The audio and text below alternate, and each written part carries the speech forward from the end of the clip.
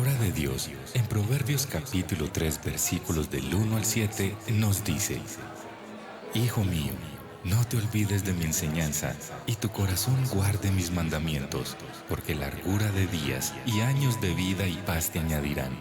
La misericordia y la verdad nunca se aparten de ti. Átalas a tu cuello, escríbelas en la tabla de tu corazón. Así hallarás favor y buena estimación ante los ojos de Dios y de los hombres. Confía en el Señor con todo tu corazón y no te apoyes en tu propio entendimiento. Reconócele en todos tus caminos y Él enderezará tus sendas. No seas sabio a tus propios ojos, teme al Señor y apártate del mal.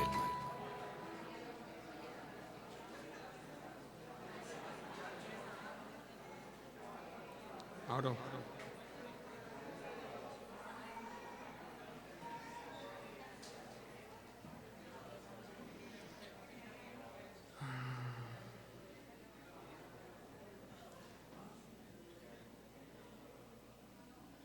Buenos días para todos. Vamos a darnos un minutico mientras cuadramos bien el sonido. Creo que algo está sonando extraño. Daniela, ¿tú me escuchas bien allá? Sí, me escuchas bien. Ok. Yo escucho hasta a Liliana desde acá. O sea que estamos bien. ¿Tienes eco? Todavía hay eco. Ok. Vamos a ver si se quita don eco. Ahí se quitó. Bien. Otra vez un saludo muy especial para todos. No hay a veces la posibilidad o el tiempo de saludarlos más de cerca, pero esa es la intención. Poderles hacer saber que nos alegra muchísimo estar como iglesia, como hermanos, hermanas, aún como familiar de alguien aquí que apenas está empezando a escuchar el Evangelio de la gracia de Jesucristo. También nos alegra mucho estar contigo esta mañana todavía. Bueno, estamos aquí, estamos ahí. En el título de esa serie, así la hemos titulado: La belleza de la fe en las obras se ve. Y si tú has estado conectadito por lo menos un poquito con esta serie de exposiciones, te has dado cuenta que desde el principio hemos visto que Santiago le está escribiendo a hermanas y a hermanos que están mal, es decir, están afligidos. En los términos de Santiago, ellos están atravesando la prueba de la fe. Y pues yo no sé si a ti te parece bueno, pero en lo personal eso siempre es complicado y es difícil.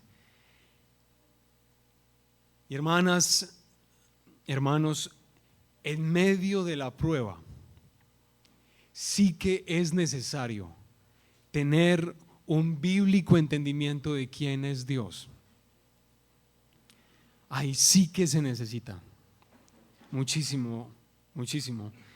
Ustedes, si son como yo y si se parecen a las personas con las que yo comparto, la prueba o la aflicción o la crisis en la fe, digámoslo así, nos hace crecer en dudas y también en sospechas acerca de Dios. Cómo Dios está metido o metiendo su mano en lo que yo estoy viviendo en este momento, cómo yo lo puedo entender a Él. Y lo peor de todo es que algunos de esos entendimientos, hermanos, obviamente malos entendimientos acerca del Señor, nos llevan a pensar que de Dios se origina el mal que yo estoy experimentando y aún el mal que yo decido hacer en medio de la prueba. Dios induce todas estas cosas tan difíciles y Dios me induce de alguna manera a yo caer y pecar porque pues no fui capaz de resistirme o cualquiera de esas cosas. Pero creo que en la aflicción y en la prueba, hermanos,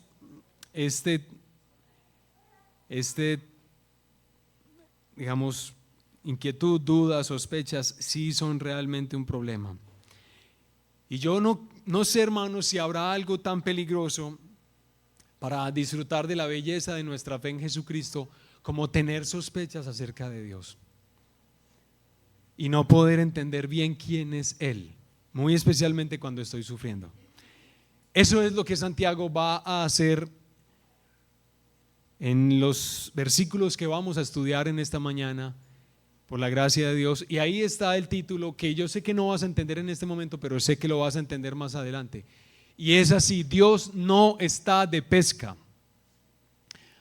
Y ojalá para todos quede muy claro eso. Por favor, vamos a Santiago capítulo 1. Desde el versículo 13 vamos a leer.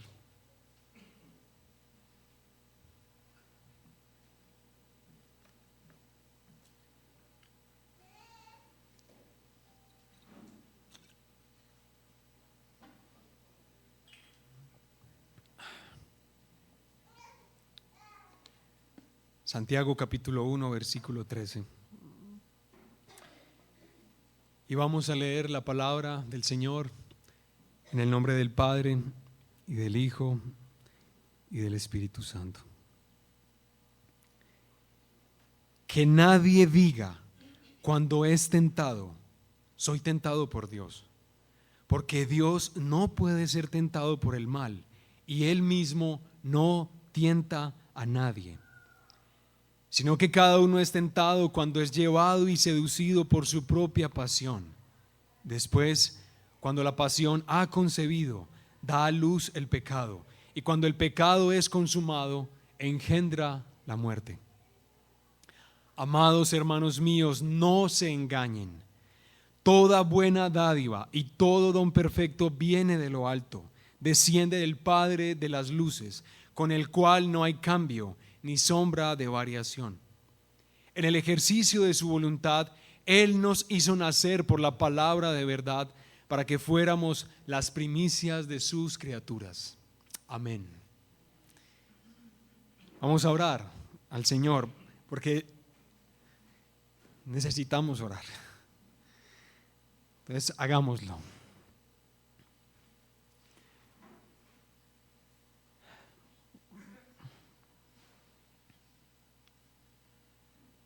Padre nuestro, en este momento reconocemos de entrada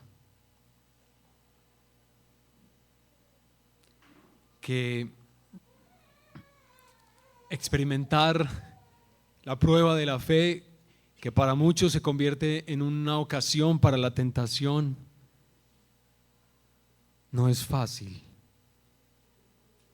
No, realmente es difícil. Y también entendemos un poco, Señor, que nosotros nos vemos tentados a abrigar sospechas y dudas acerca de ti. Y la verdad, los momentos de aflicción son a veces caldo de cultivo para ellas.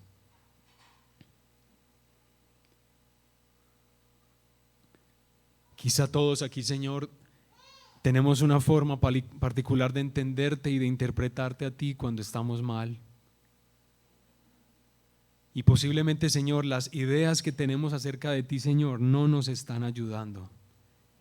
Por el contrario, Señor, nos están haciendo profundizar en nuestra tristeza, en nuestra aflicción, en la prueba de la fe. Por eso, Padre, yo te suplico, Señor, en el nombre de Jesús, que hoy abras nuestros ojos. Abre nuestros ojos, Señor. Nosotros no venimos aquí a este lugar simplemente como a cumplir un ritico, como que es muy bonito y como que nos volvemos mejores personas por venir el domingo a estar con la iglesia. No, Señor, nosotros venimos a este lugar porque te necesitamos a ti. Nosotros hemos venido acá porque confiamos y creemos que cuando tu pueblo está reunido, Señor, tú estás no solamente en nosotros como creyentes, sino que estás con nosotros. Hoy tú como Rey estás con nosotros y te necesitamos a ti y te deseamos a ti.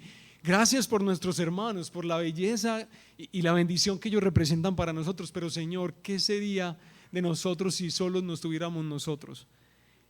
Estamos aquí, Señor, porque creemos y confiamos que tú nos darás y nos bendecirás y nos instruirás, que tú sabes tratarnos, Señor, no según nuestras justicias y nuestros méritos, que tú sabes tratarnos, Señor, según tu misericordia y tu gracia.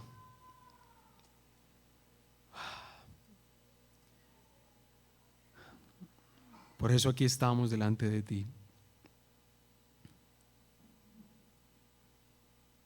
esperando en ti. Ayúdame a mí, Señor, y ayúdanos a todos. En el nombre de Jesús. Amén. Bueno, hermanos, lo primero que vamos a compartir, que creo es lo primero que Santiago nos va a compartir, en ese contexto de la aflicción, de la prueba de la fe y cómo ella empieza a convertirse en un problema para nosotros, un problema de sospecha hacia el Señor. La primera idea de Santiago, que es muy buena y la verdad es un tesoro y que podamos confiar en ella, es que de nuestro Dios nunca proviene el mal o la tentación. Y no quiero que para ti resulte obvio, porque cuando uno lo expresa de esa manera dice, pues obvio. No es tan obvio. Seguro, hermanos y hermanos, no es tan obvio. Las operaciones internas de nuestro corazón no dan por obvio que nosotros creemos que esto es así. De nuestro Dios nunca proviene el mal o la tentación.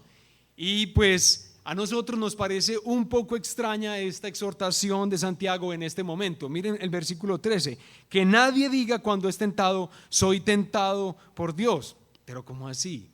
Si tú recuerdas la serie, nos viene recordando que en medio de la prueba, Santiago nos animaba a ser pacientes y perseverantes en el amor y la confianza a Jesús.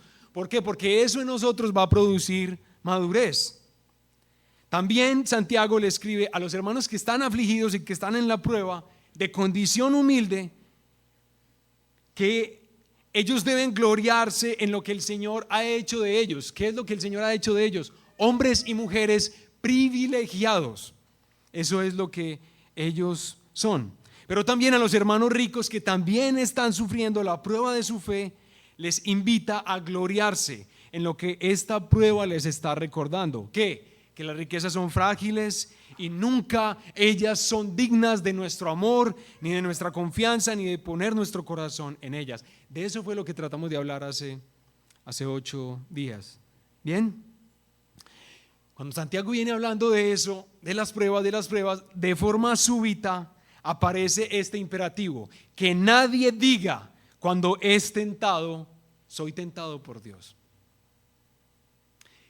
Pregunta: ¿qué tiene que ver la prueba con la tentación? Para que él venga a meter ese tema aquí. Pues para que enredemos un poquito más la cosa, les cuento que la palabra que usa Santiago para hablar de prueba es exactamente la misma palabra que usa para hablar de tentación. En el idioma griego es la misma palabra. Nosotros usamos 2 términos, prueba y tentación, pero en el idioma original en el que escribe Santiago, él hace uso de la misma palabra. La palabra es peirasmos. Entonces a nosotros nos empieza a sonar esto como un poco más raro, ¿no les parece? Desde el versículo 2 y 3 predicaciones atrás, hemos visto que las connotaciones de la prueba de nuestra fe son positivas, son buenas. Tanto que Santiago ha dicho que ellas nos van a desarrollar el carácter, que van a producir en nosotros integridad. Pero ahora es tan negativa esta otra connotación de la misma palabra que se nos prohíbe relacionar a Dios con ella.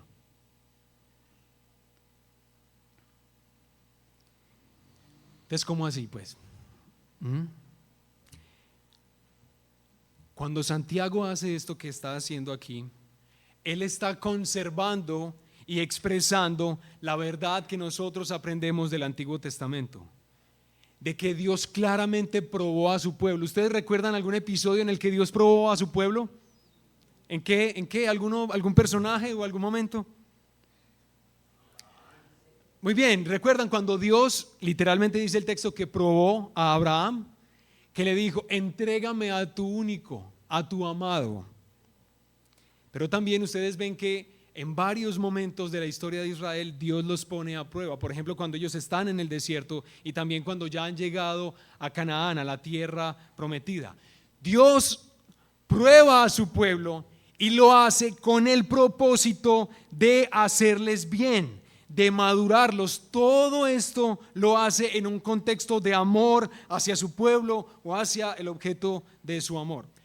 Pero de ninguna manera Dios prueba a los hombres para que caigan en pecado a través de esa circunstancia. Nunca, de ninguna manera. Esa es la vehemencia con la que Santiago nos está hablando, porque es crucial que entendamos esto. Les quiero leer, por ejemplo, un pequeño texto de uno de los libros que estuve investigando para construir esta predicación, y dice lo siguiente, lo leo a continuación. Los textos judíos distinguían entre los motivos de Dios para probar a la gente, que era buscar su bien, y los de Satanás, hacerlos fracasar.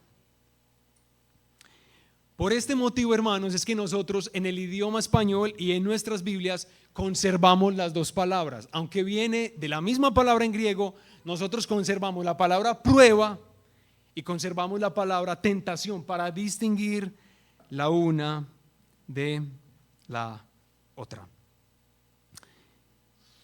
Dios prueba a su pueblo, pero nunca lo tienta en el sentido de seducirlo al pecado. Y cuidado con eso, de nuestro Dios nunca proviene el mal o la tentación. Eso es lo primero que Santiago dice, pero él va a explicar por qué. Porque es imposible, y ojalá lo lleves a lo largo de toda tu vida, porque es imposible que Dios pueda tentarte a ti al mal. ¿Cuál es la explicación de él? ¿De Santiago? Muy bien, gracias Asaf. Primero, ¿por qué? Porque Dios no puede ser tentado por el mal. Es la primera explicación. Y esta frase que Santiago dice, Dios no puede ser tentado por el mal, comunica la idea de que en el ser de Dios no hay absolutamente nada que se vea atraído por alguna forma de mal externa a Él. En ese sentido, Dios es apeirastos. Él está lejos de eso. Él no encuentra ningún deseo, ninguna motivación en algo que sea malo. En Él no hay eso. En toda la riqueza, hermanos, y en la gloria del carácter de Dios, no hay absolutamente nada que aprecie o que desee o que contemple o incite a hacer el mal. Nosotros leemos por las Escrituras que en este mundo quebrantado Dios tiene que relacionarse con el mal. Por supuesto que sí. Nosotros vemos que así es. Pero de ninguna manera, y eso debe quedar claro, de ninguna manera algo de ese mal Él lo desea o algo de ese mal a Él se le pega. Es muy importante eso. Miren, hace muchos años yo leí un librito muy especial de un hermanito Juan Calvino, y él decía más o menos lo siguiente. Miren, imagínense una pila de basura acá, un montón de basura. La basura usualmente huele como Sara. ¿Cómo huele la basura? Huele, ¿cierto? Huele mal. Hay una pila de basura ahí. ¿Qué es lo que los rayos del sol hacen sobre esa pila de basura? Lo que hace es exacerbar, estimular la descomposición y por eso el mal olor de la basura. Pero les pregunto, ¿a los rayos del sol se les pega la fragancia de la basura por estimularla más o producir más ese olor? No se le pega a los rayos del sol. Así es el Señor. Santiago lo que está diciendo es que Dios es invencible ante el mal. Él no abriga ninguna de estas formas en su ser. Y esa causa entonces de que Dios no puede ser tentado por el mal, que se desprende lo segundo que dice Santiago. ¿Y qué es lo segundo? Entonces, como Dios no puede ser tentado por el mal, ¿el qué? Él no tienta a nadie. Y recuerden que estamos haciendo una diferencia entre prueba y tentación. Tiene una connotación distinta, diferente. Entonces es como si de ninguna manera Dios abriga en su ser maldad alguna, Él nunca va a inducirte a participar de la maldad que Él mismo aborrece. Ese es el razonamiento de Santiago. Dios no puede ser tentado, es que no hay nada en Él que sea así. Entonces Dios no va a tentar a nadie. Él no hará eso. Bueno, algunos comentarios sencillitos ya de entrada en este primer punto. Por favor, cuidado con esas ideas que pueden estar bien arraigadas en nuestro corazón y aunque son ideas inconscientes, porque la verdad muchas de estas ideas son un poquito inconscientes, hermanos, pero cuidado con esas ideas que están bien anidadas en nuestro corazón. ¿Cuáles? De que Dios ha participado del pecado en el que yo me he visto envuelto. Como que yo me pongo a pensar en mi vida y Dios es completamente soberano, porque la Biblia me dice que Dios es completamente soberano. Entonces en el plan de Dios era inevitable que yo cayera y pecara ahí. Entonces empiezo a hacer partícipe a Dios del mal en el que yo he incurrido. Santiago me está diciendo, nunca pienses eso. Eso no es posible, que Dios te induzca a eso que Él mismo aborrece. No. Era su plan que yo pecara, ¿no? Esa tentación en la que Dios me metió, me superó y pues me tocó prácticamente una víctima. Y ustedes saben que nuestro siglo es un siglo en el que se estimula muchísimo la mentalidad de víctima, sobre todo nosotros, pero por lo menos a Dios no lo puedes culpar, porque de ninguna manera Él va a querer que tú participes de el mal que Él no tiene en su ser y de ninguna manera haya eco de ese mal en su propio ser. Cuando yo digo Dios me tienta, o de alguna manera lo que sufro tiene relación con Él, es como si en el fondo, hermano, yo quisiera por lo menos responsabilizarlo a Él un poquito, pero como para yo poder sentirme un poquito más justificado. Es como un poco raro eso, pero ustedes han aprendido que uno tiene que justificarse delante de Dios a través de cosas buenas que uno hace. Si usted está haciendo todavía eso, usted no entiende el Evangelio todavía. Usted no entiende todavía el Evangelio. Nosotros no podemos ser justificados a través de... Es que finalmente yo soy una mujer querida, yo soy un hombre querido, o sea, en el fondo del corazón yo soy así. Lo que pasa es que finalmente, si Dios, que es soberano, me mete en una situación así y peco, pues no hay nada que hacer. Yo responsabilizo a Dios, lo meto a Él en lo que he hecho y eso como que me hace sentir un poco menos culpable. Pero ¿eso para qué? ¿Eso para qué? Quien está entendiendo el Evangelio sabe eso para qué. ¿Para qué sirve la autojusticia? Para nada. No es una buena idea culpar a otros por el pecado que decidiste vivir. Esa no es buena idea. Pero es mucho peor idea culpar a quien erradicará todo indicio de mal en su creación. Tarde o temprano, toda forma de mal en este mundo será completamente erradicada y solamente será un viejo recuerdo de la redención del Señor Jesucristo. No culpemos a Él de eso. Entonces, si ya Santiago nos dice, ojo pues, de Dios, de nuestro Dios, nunca proviene el mal o la tentación. Entonces el que está viviendo la prueba dice, pero entonces yo ¿cómo explico esto tan fuerte que finalmente me hace caer y yo finalmente peco? ¿Cómo yo puedo entender eso? Si Dios no está metido acá, entonces ¿qué es? Ahí Santiago va a pasar a ser la radiografía de la tentación. Y eso es lo segundo que vamos a pensar y que Santiago va a hacer. Y lo que él está a punto de hacer es como esto. Yo tengo un dolor de diente el tremendo, un dolor de muela. Y yo empiezo a pensar, ay, eso fue el bombombón que yo mordí. Ese bombombón estaba muy duro. La culpa es del bombombón. Yo simplemente la próxima vez no lo muerdo y ya, pero este dolor que yo tengo es por el bombombón. Bueno, el chicharrón. Pero resulta que a mí alguien me hace la recomendación, oye, ¿sabes qué? Te recomiendo, pues como por el tipo de dolor que tienes, hazte una radiografía. A ver qué pasa. Tú te haces una radiografía y esa radiografía visibiliza un proceso interior que tú no reconocías, que obviamente no era visible a tus ojos, pero que aclara la situación. ¿Qué? Tú tienes caries. Tienes caries. Y entonces lo que te mandan es, bueno, hagámosle un tratamiento a la caries, lávese los dientes y queda, pues por lo menos una vez al día, ¿no? Y si es con seda dental, ojalá mucho, mucho mejor.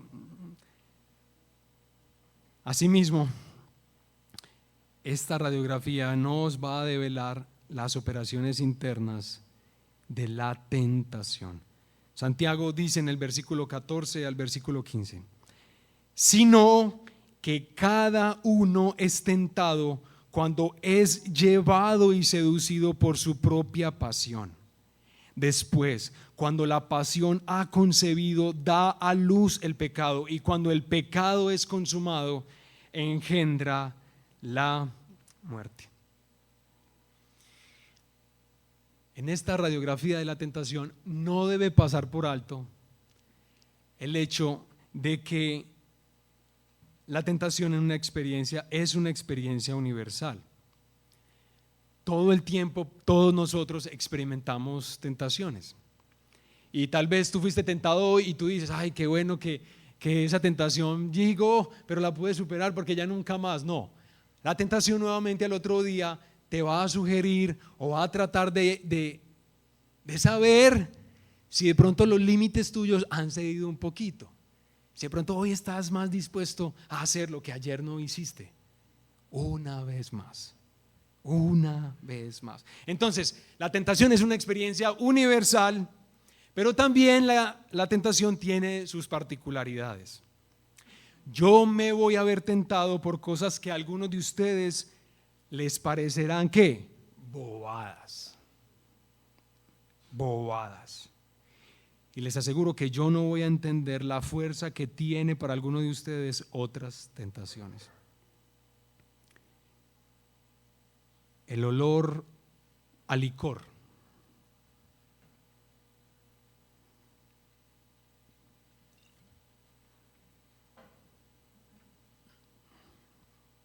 Robar un lápiz.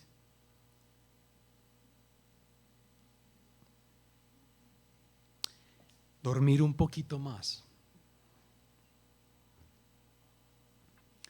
Desear poder.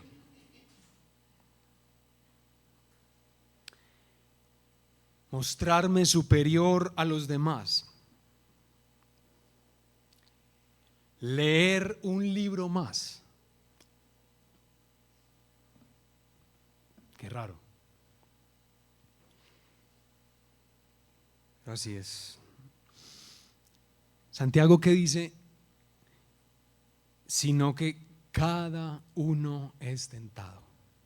Pues ahí. Dicho esto, veamos un poquito más de cerca la radiografía que Santiago nos está presentando. Entonces, dice el verso, y ojalá casi este verso es para memorizar. Cada uno es tentado cuando es llevado y seducido por su propia pasión. Algo que observo, algo que escucho o algo que imagino se conecta con mis malos deseos interiores Y ellos me impulsan hasta alcanzar, materializar, agarrar aquello que se ha convertido en el objeto de mi deseo, en su objetivo. Eso es lo que está diciendo Santiago. Que el problema está acá. Y para explicarlo, Santiago está haciendo uso del lenguaje de pesca o del lenguaje de la caza. Entonces, como Santiago es tan buen predicador, él hace muy buena homilética en ese sentido, que trata de explicarle a los hermanos para que ellos entiendan. Ese es el lenguaje que nosotros cuando lo leemos en español no vemos eso, pero ese lenguaje seducido y atraído es el lenguaje de la pesca y de la caza. Entonces, hagamos uso de la buena homilética de Santiago. Entonces, Parmen, ¿me haces un favor? Gracias, mi hermano. A ver qué nos está trayendo aquí el pastor Parmen. Uy, cuidado con mi ojo, Parmen. Okay. Bien, ¿qué es esto, hermanos? Muy bien. ¿Cuántos de ustedes han pescado o les gusta pescar para saber si me van a corchar con lo que voy a decir? A ver, levanten la mano. Bueno, varios. Muy bien. Esta es la vara de pescar que uno puede utilizar. Cuando yo estoy deseando ir de pesca, yo tengo que pensar en esto que está acá. ¿Qué es qué? Esto es como una rapala, según me han dicho. Es una rapala, no la miren mucho pues porque de pronto es una cuchara. No, esto es una rapala, me dijeron. Una guamala no, una rapala. Este cebo que yo coloco, lo coloco porque tengo un objetivo claro. Yo quiero pescar, en este caso con este cebo, trucha. Trucha, según me explicaron, ojo pues. Pongo este cebo porque mi objetivo es trucha. Entonces yo me preparo y tiro por allá la cosa. No, tranquilo, John, está asegurado. Y la tiro y bueno, estoy feliz. Ahora lo que vamos a hacer es tratar de pensar en el pescadito. Bueno, todavía no es un pescado. El pez. Entonces el pececito está allá, relajado, como un pez está relajado, ustedes saben. Allá está debajo de la piedra. Está debajo de la piedrita, posiblemente en su escondite. Ustedes saben que los peces usualmente son muy paranoicos, bueno, y ellos están como a toda hora como que, ¿cierto? Entonces, pero él está relajado ahí, el pescadito, y está ahí, está mirando de un momento a otro. Uy, ¿qué vio? Esta rapala. Ay, voy a almorzar hoy. La rapala. Y entonces, según los buenos pescadores, ellos tiran esto y empiezan a recoger y vuelven y le tiran al mismo punto y empieza a traer. ¿Por qué? Porque la intención del pescador es atraerlo y seducirlo. Ese es el lenguaje de Santiago. Atraerlo y seducirlo. Entonces el pescadito está dispuesto a salir del lugar de protección en el que ha estado metido. No importa las piedras, no importa que me dan seguridad, yo voy ahí porque algo me está seduciendo, me está atrayendo y yo me empiezo a desesperar porque aparece y desaparece, hasta que la trucha, que es, según me cuentan, bastante voraz, y atrapa esta rapala y qué tristeza, ella pensó que iba a almorzar.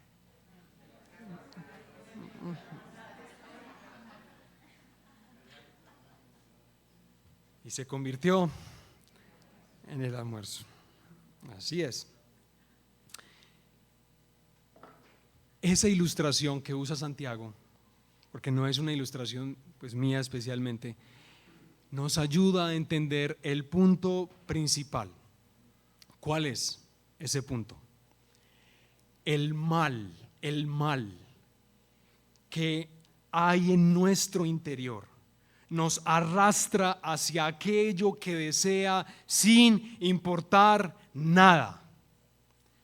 Es el mal que está en mi corazón, es los deseos o la concupiscencia también, como se traduce, los deseos, el mal que hay en mi corazón que se conecta con aquello que está afuera de mí y entonces sigue diciendo que cuando esa mala pasión queda embarazada, da a luz el pecado y engendra la muerte. Santiago pasa del lago de pesca a el salón de partos, a la sala de partos. Esa mala pasión queda embarazada, da a luz el pecado y engendra la muerte. Yo no sé si tú estás de acuerdo conmigo, pero yo creo que es doloroso, es miserable y es deshumanizante la materialización del mal que hay en nosotros cuando lo podemos hacer.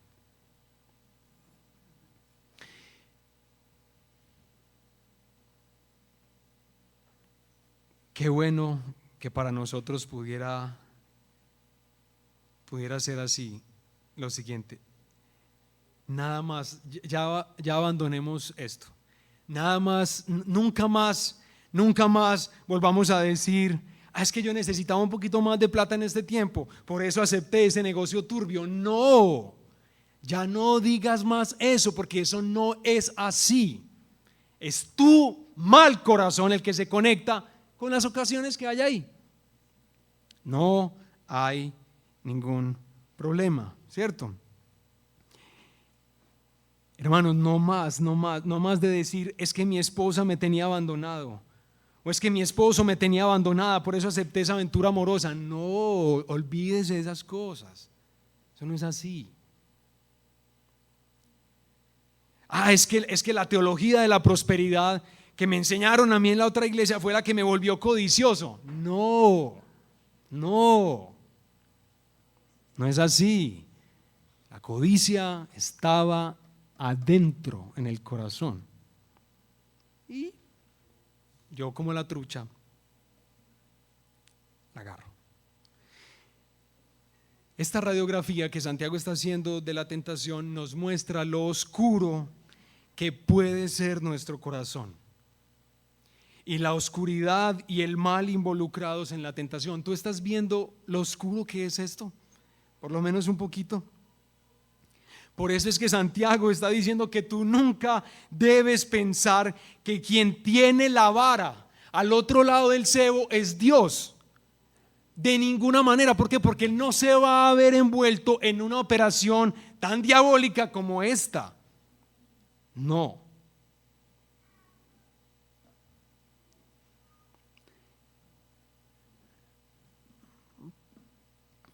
Es más, hermanos, otra aclaración. Aunque a Satanás se le identifica como el tentador, y eso es lo que le está haciendo todo el tiempo. Eso es lo que Satanás está haciendo todo el tiempo.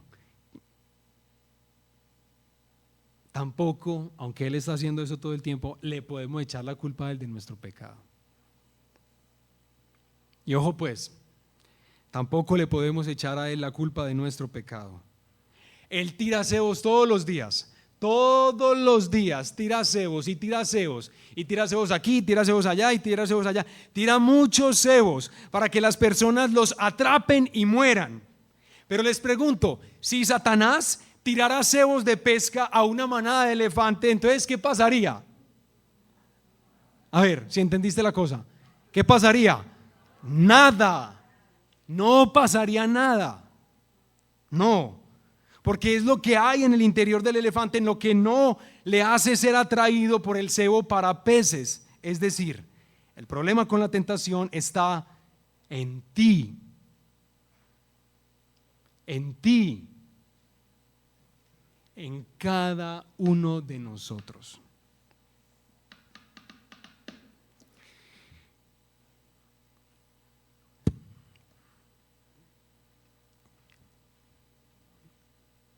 Los hermanos a quienes Santiago escribe están bajo la prueba, como puedes estar tú en este momento, en la prueba de tu fe, por diversas circunstancias. Así es como te sientes. Santiago necesita aclarar urgentemente que de Dios no proviene el mal ni la tentación, para que cualquiera que se vea seducido a pensar eso corrija su teología de una. Es más, él aclara que el problema está no en Dios, sino que realmente está en nosotros, en nuestro corazón. Pero aún más, Santiago refuerza el argumento que está tratando de desarrollar, la idea que está tratando de desarrollar, diciendo, hermanos, finalmente que de Dios proviene todo lo mejor de tu vida. De Él no proviene la tentación y el mal. Tú eres tentado por lo que hay en tu corazón. Más bien, de Dios proviene todo lo bueno que hay en tu vida. Entonces, leamos el versículo 16 y 18, que es tan espectacular.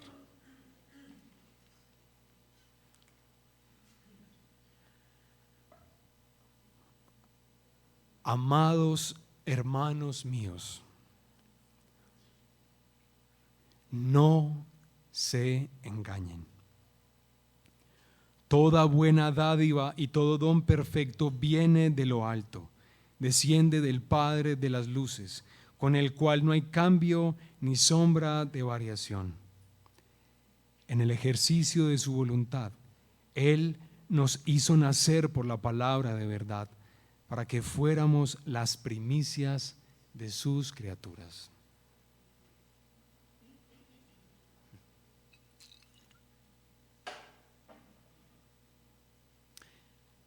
Antes de profundizar en el carácter de Dios, en el Dios que nosotros confiamos en medio de las pruebas, Santiago nos llama ahí en el versículo 16, hermanos míos, hermanos amados, no se engañen. Santiago nos llama a no permanecer en el engaño de atribuir a Dios algún tipo de mala intención sobre nuestra vida,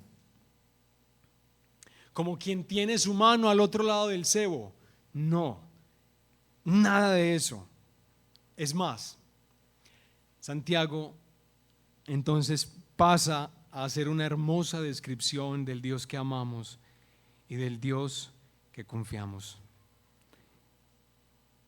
Toda buena dádiva y todo don perfecto viene de lo alto, desciende del Padre de las luces. Bueno, entonces lo primero que Santiago hace es dejar completamente claro que el dador de todo lo bueno sobre esta tierra es Dios. Qué bueno fuera que nosotros aprendiéramos a pensar así.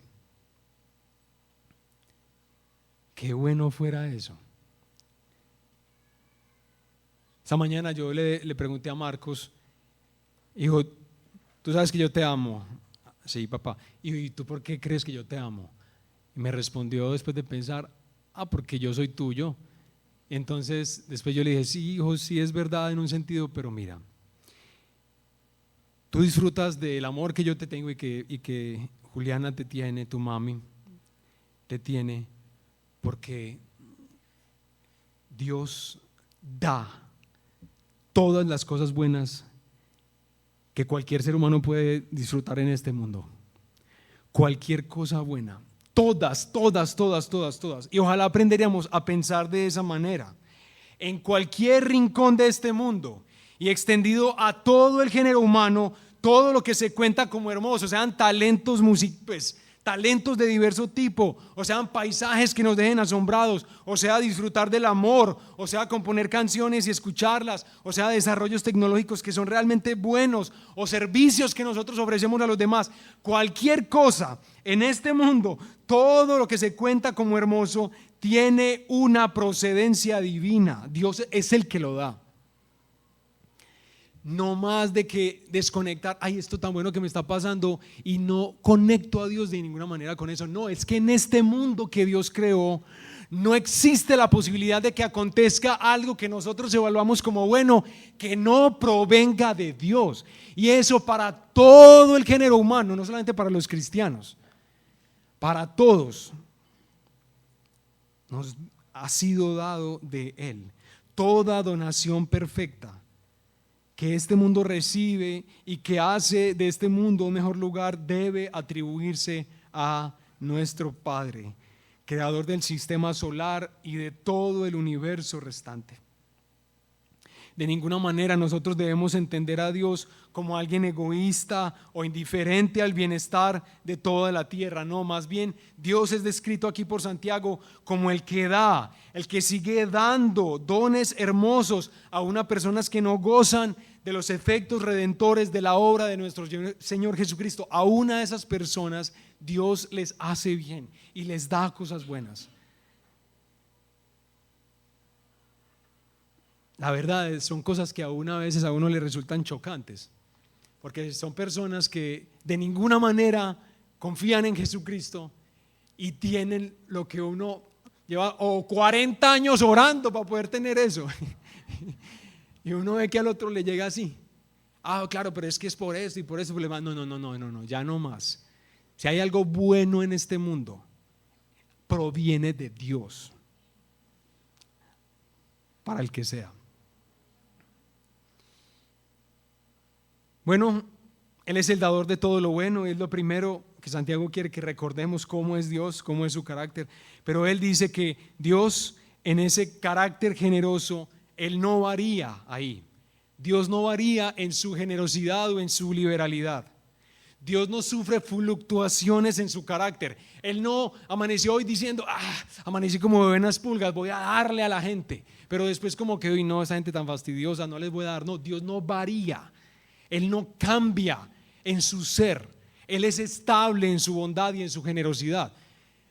Este no es el lugar ni el contexto para hablar del juicio, que evidentemente expresa la santidad de Dios, la pureza de Dios y el deseo de Dios porque todo lo malo en este mundo sea fulminado. No es lugar para eso, pero recuerden, todo lo bueno proviene de Él, y Él sigue dando y sigue dando y sigue dando y sigue dando y sigue dando. Ayer nada más varias personas me compartieron ayer un ratito que estuve por ahí y que no son creyentes, me decían, hombre, qué cosas tan buenas las que me han estado pasando últimamente. Mira esto y mira esto y mira lo otro. Y realmente eran cosas muy especiales las que les estaba ocurriendo. ¿Cómo hemos de pensar? Sí, el Señor da. Él no va a cambiar en su carácter generoso y liberal. Él no es como algunas luminarias, como lo dice Santiago, que varían en su luz por eclipses o por fases. Él no está sujeto a esas variaciones. Dios es inmutable. Bueno, eso como para reforzar el punto. Pero además de eso, que a mí me parece la verdad espectacular, en el versículo 18, Santiago remata con broche de oro, para persuadir nuestro corazón de que el Dios en quien nosotros confiamos en medio de la prueba no es alguien en quien debemos sospechar. Por el contrario, es alguien en quien debemos confiar y darle nuestra vida. ¿Qué dice Santiago en el versículo 18? En el ejercicio de su voluntad, Él nos hizo nacer por la palabra de verdad, para que fuéramos las primicias de sus criaturas.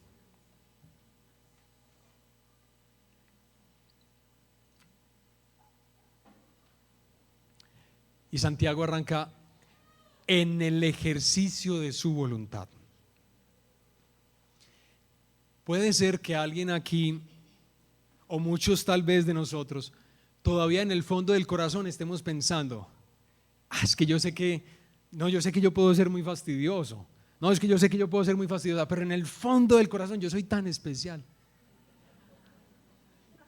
Yo he hecho cosas tan lindas en la vida, me he esforzado de tal forma que de alguna manera era inevitable que Dios me llevara a su Hijo Jesucristo y que en Él yo encontrara la salvación de mi vida.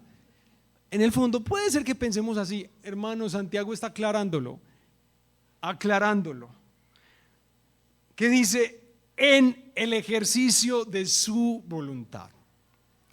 Dios es completamente libre para amar. De ninguna manera los objetos de su amor lo motivan a Él a hacer lo que Él hace por ellos. No es porque veas que mi mamá oró tanto por mí, que definitivamente Dios tuvo que verse persuadido. No, mi mamá oró desde que yo era chiquito hasta que era arriba y el Señor se vio obligado a darme salvación. No, hermanos, no. Y eso sí, hay que orar por los hijos. Pues. Pero Dios, de manera libre, espontánea como es Él derrama su amor por el libre ejercicio de su voluntad sobre los que se convierten en el objeto de su amor y de su redención. ¿Tienes sospechas acerca de Dios en medio de la prueba? Pues mira lo que Él da, mira lo que Él trae a este mundo, pero mira lo que Él hace sobre sus redimidos, que los llama y los escoge aunque ellos no lo merezcan. En el libre ejercicio de su voluntad, Él nos hizo nacer por la palabra de verdad. Ahorita se nos metió en una sala de parto, lo que hace la tentación, que queda embarazado con el pecado y después da a luz la muerte. En esa sala de parto no había sino tristezas. Aquí se nos está diciendo que Dios, en el libre ejercicio de su voluntad, nos hizo nacer. Obviamente se está refiriendo a la regeneración, al nuevo nacimiento que necesariamente el cristiano tiene que experimentar. Yo no me hago cristiano porque simplemente creo ciertas cosas que me parecen bonitas. No, es necesario nacer de nuevo, como Jesús le dijo a Nicodemo. Y este nuevo nacimiento es por la voluntad de Dios, porque Dios así lo quiso. ¿Sobre quiénes? Sobre quienes Santiago, a quienes Santiago está escribiendo, la iglesia, hermanos. Y los hizo nacer por la palabra de verdad. Claro que el Espíritu de Dios es soberano para traer la nueva vida, el nuevo nacimiento sobre nosotros, y eso ocurre a través de su palabra, de la predicación de la palabra, del estudio de la palabra, de la meditación en la palabra de Dios. Y esto es lo más, bueno, en lo personal me parece lo más lindo, o lo que más me bendijo a mí en este estudio, para que fuéramos las primicias de sus criaturas. Ustedes saben que en el Antiguo Testamento las primicias eran frutos que eran apartados, consagrados, los primeros frutos de la cosecha. Eran consagrados, apartados por Dios para usos especiales. No se iban a mezclar con los demás frutos. Este fruto es para uso especial. Y Santiago dice que la iglesia, el hijo, la hija de Dios, no está para usos ordinarios. Que Él nos pensó, nos apartó, nos consagró para usos especiales. Que Él traería sobre nosotros su pueblo, sobre la iglesia, y que fuéramos las primicias de sus criaturas. Dios, por su voluntad, el libre ejercicio de su voluntad, nos hace nacer para que seamos las primicias de su creación, las primicias de sus criaturas. Santiago nos está diciendo, todo el que es nacido de Dios, todo el que ha nacido de Dios por la voluntad de Dios y el amor de Dios, todas esas personas pueden considerarse los primeros frutos de la nueva creación de Dios. Desde que el Señor vino y dio su vida en la cruz y derrotó a todos sus enemigos, a quienes se les va a terminar de derrotar, desde ese momento Dios inició la obra de recreación de su mundo. Y nosotros somos los primeros frutos de esa recreación. ¿Por qué yo lo sé? Porque antes yo despreciaba a Dios, porque antes no me interesaba a Él, pero en la nueva creación que Dios trajo sobre esta tierra, ahora los hombres le aman, están aprendiendo a confiar en Él, porque así ha de ser la nueva creación, la creación que se extenderá hasta el futuro, la creación en la que veremos cielos nuevos y tierra nueva, Medellín restaurada, Colombia sanada, las maticas de café que tanto nos gustan, limpias, sin manchas, sin arrugas, sin contaminación, para que nosotros con nuestros cuerpos resucitados y glorificados vivamos para la gloria de Dios en esta creación restaurada. Eso somos nosotros. Entonces, bueno, en fin, ¿qué está diciendo Santiago? Tú puedes estar abrigando sospechas acerca del Señor por lo que estás viviendo. Tú tal vez puedes verte seducida y seducido a relacionarlo a Él con las formas de mal que hay en tu vida, o el mal que te acontece, como si Dios literalmente quisiera tu mal. Santiago está diciendo, no piensen así, no piensen así.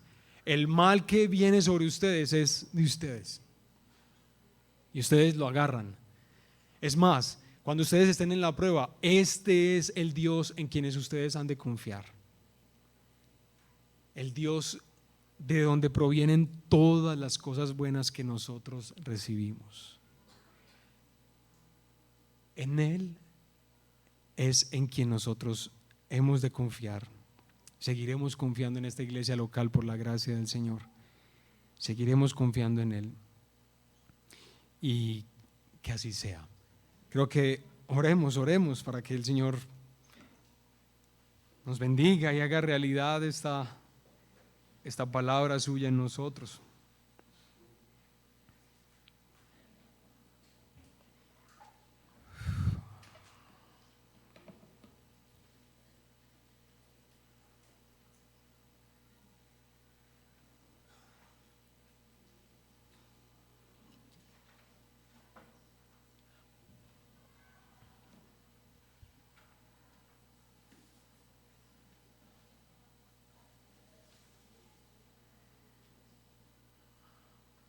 Padre nuestro que estás en el cielo, nosotros reconocemos en este momento que las ideas que tenemos acerca de ti necesitan tanta poda,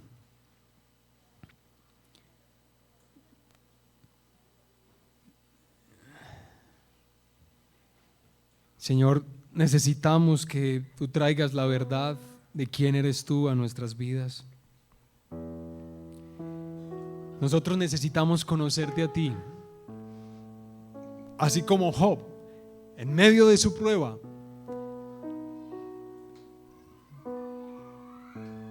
de oídas te había oído, mas ahora mis ojos te ven. Por eso callo y enmudezco, me arrepiento en polvo y ceniza. Señor, yo te suplico que eso sea una realidad para todos nosotros, que te sigamos conociendo de tal forma, Señor, que las sospechas que abrigamos de ti, que a veces estamos pensando, ay, estamos tan felices en este momento, pero en cualquier momento nos cae la roya. En cualquier momento el Señor nos manda la crisis, el mal, para vernos maluco y todo lo demás, Señor. Nosotros sabemos, Señor, que tú eres soberano sobre todas las cosas. Nosotros reconocemos, Señor, que tu mano gobierna todo, que tú te tienes que relacionar con el mal de este mundo.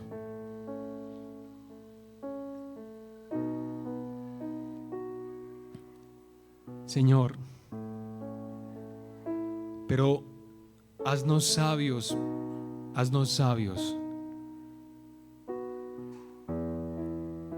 para que la aflicción, la tristeza, el dolor, la prueba de nuestra fe en el momento en el que ella llegue, sea vivida delante de un Dios que es bueno con nosotros. Tú entiendes bien nuestra historia y nuestra vida y lo que necesitamos. Yo te pido, querido Padre, que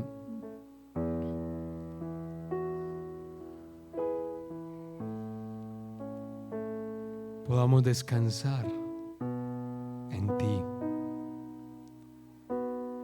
que podamos confiar en ti.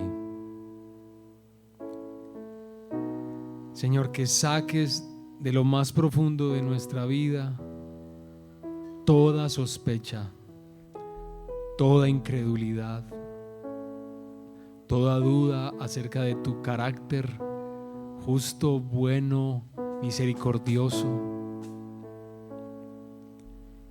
Y te pido eso para mis hermanas, para mis hermanos. Y Padre, aún, Señor, quienes están aquí y aún no conocen la maravilla de tenerte a ti en nuestra vida, de que tú seas nuestro Señor.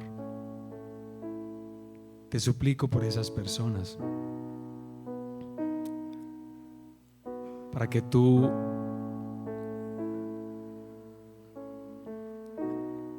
te reveles a sus vidas, para que tú